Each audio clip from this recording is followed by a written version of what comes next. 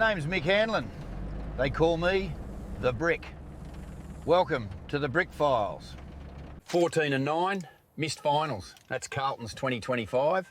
I've sat through a handful of Vossy interviews recently. Pre-season optimism, energy shifts, joy, all reasonable words. But reasonable doesn't win finals. That's the problem. He owned it last year. Good. Said nobody turns up to be shit. I believe him. Intent isn't the issue, but intent doesn't fix structure. Every team in the comp turns up to compete. The ones that win have a system that converts intent into execution. But at Carlton, owning it is the starting line, not the finish. He even said it himself. Let's not be about what we say. Good. Then stop saying it. Tone matters here. And under pressure, tone matters even more. Energy shift? Joy? This isn't a bloody health retreat. It's Carlton.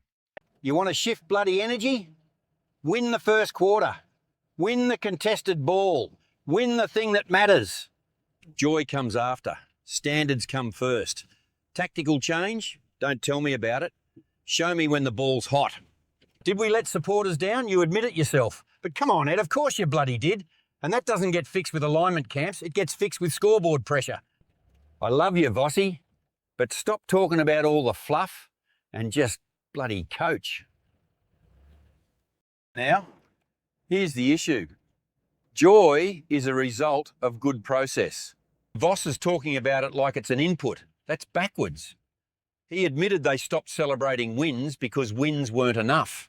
That's not a standards problem, that's an environment problem. And the coach sets the environment. He said so himself. You don't install joy, you install standards. Joy shows up later. And I hear he took it to the players at an alignment camp. How do you want to play? Let's build this thing together. Modern, democratic, fine. But democracy doesn't win contested ball. At some point, the coach draws the line and says, this is how we play. Not a vote, a decision. He talked about Lee Matthews tearing strips off him as captain. Good. That's how it works. The leaders set the ceiling. But who's absorbing that now? Who's the one copping it first so the rest know the standard? Right. Let's talk mechanics. Curnow's gone. That's forward geometry removed. Carlton last year were elite at winning first bloody possession. #1 differential. Top 3 clearance differential. Bloody strong, mate. But here's the gap. They ranked 13th for kicking forward. 13th. You can win clearance all day. If you don't turn it into territory, you're just busy. And winning contested ball that way is bloody hard work. Too much hard work to sustain over 4 quarters. Midfielders burn out. Intensity drops.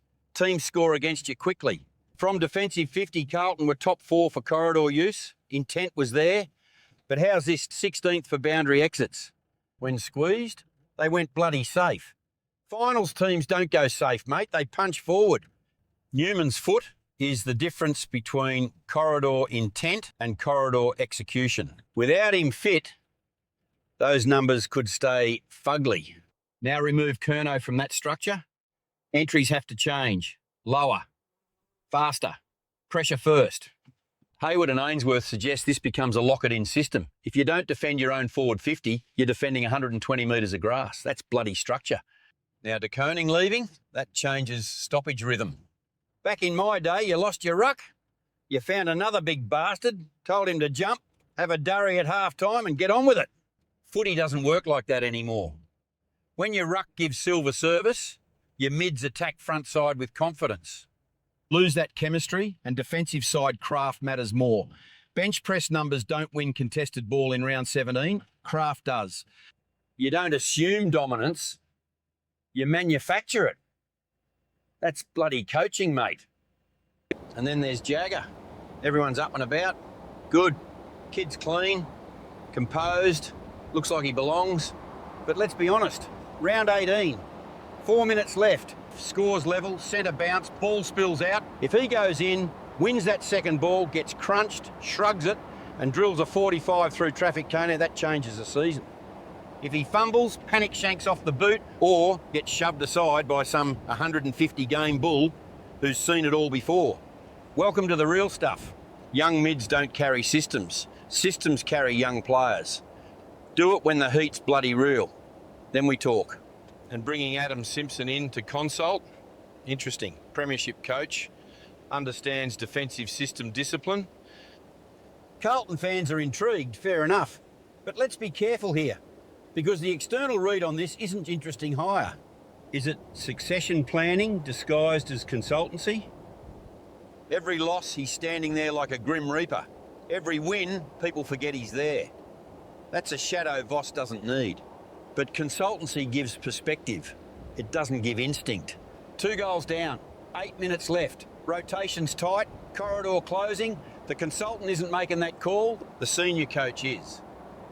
Advice shapes preparation. Decisions shape outcomes. And the voice in the box is still Voss, always. So this year isn't about an energy shift. It's structural reinvention. New forward geometry, new stoppage chemistry, youth integration, senior input, reinvention under expectation.